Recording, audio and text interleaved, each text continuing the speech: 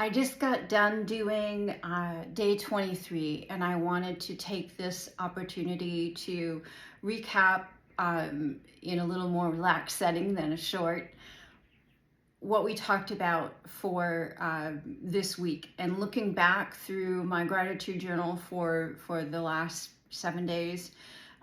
What I noticed was there's a lot of supportive people that have shown up this week, the third week of my journey, and got something tickling my nose there. And so treatments, whether it's a healing ceremony with a feather, whether it's hypnotherapy, acupuncture, Chinese healing herbs, whatever I was doing with my iridologist at the time, I don't exactly remember, but she was helping me with supplements and herbs as well. And then we talked a little bit about the power of faith, believing in something that the universe is here to help you be healthy. And also the support of my husband and my close friends. That is just such a gift to have that kind of inner circle that supports you. Having someone that you trust to take care of your pets while you're traveling is huge. That takes a big amount of stress off of me, knowing that there's someone trustworthy that's staying with them that will treat them the same as I would if I was there. And then also sticking to the diet. There are things that you will stop putting in your mouth, eating and drinking. There will be things that you start doing, supplements that you start taking, making sure that you get exercise, even if it's just walking around the block, that you are moving your body. It not only helps de-stress, it also energizes you, and it clears your head. It helps you think, and it's just a huge benefit all the way around. So the more exercise you can get in, the better, but walk around the block at least. And let's see, what else did we talk about?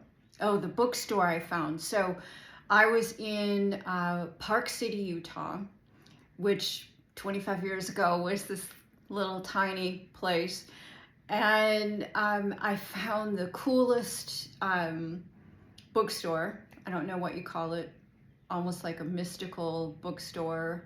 And I found an amazing breast health book, and they also had a case full of all kinds of crystals that were on pendants.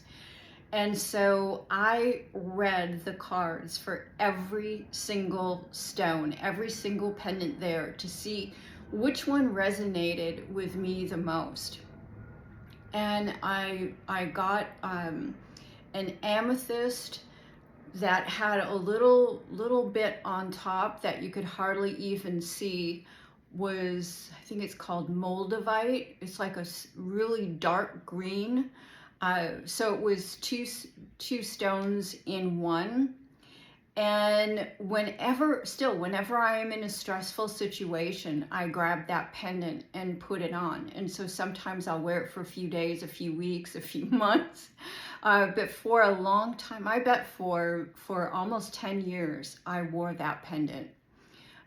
Just to remember what it was that I had accomplished and remind me of what the power of our minds are capable of doing. And I guess that's covers about all the things that we talked about, but it's so important to eliminate things that are feeding breast cancer, so that you're not helping it grow. And that's in terms of food, but also in terms of cortisol, which is the stress hormone. That does not serve you at all. So meditation, exercise, mindfulness exercises, what else? Just breathing, closing your eyes, taking a few deep breaths, box breathing where you breathe in for 4, then hold it for 4, then out for 4, then hold it for 4. That's why they call it a box. That's a great de-stressing technique. So do whatever you need to do to calm down, because this is a time that you need to have clarity, you need to have focus, because you're making very important decisions about your health and your life, and you need to be clear. And you can't do that if you are stressed out, if your mind is going in 20 different directions. So if you are like me, who didn't want to tell anybody about this in the first place, didn't want to ask anybody for help, really didn't want to accept any help, I was forced. I was kind of outed in a social situation where I had to tell the truth, because nobody was buying my excuses for why I was saying no to a glass of wine. So I had to finally say, I can't drink wine because I've just received this diagnosis. And so within the first couple days, my plan was totally out the window. And people came out of the woodwork. I think I've mentioned this in other videos. People that I had never met before were coming up to me and saying, I know we don't know each other, but I know someone that does this, and I'm sure she'd love to help you. And I would just say, okay, I would appreciate it. And I did anything and everything that there was no way it could possibly harm me, because it can't hurt. And you never know what contributes to you healing faster. So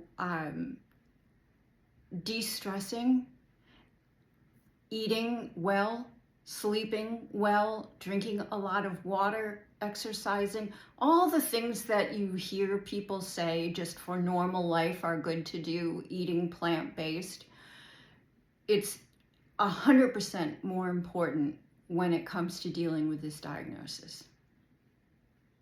I'll see you tomorrow.